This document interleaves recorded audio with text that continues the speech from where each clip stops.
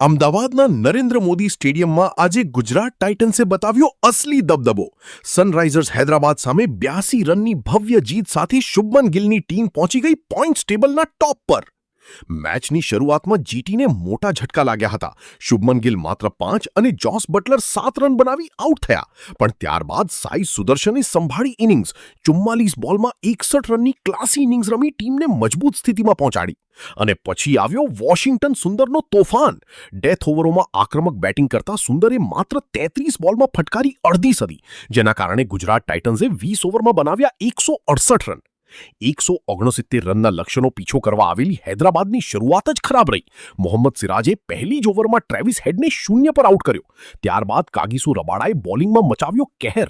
અભિષેક શર્મા, ઈશાન કિશન અને સ્મરણ રવિચંદ્રનને આઉટ કરીને મેચ સંપૂર્ણ જીટી તરફ વાળી દીધી.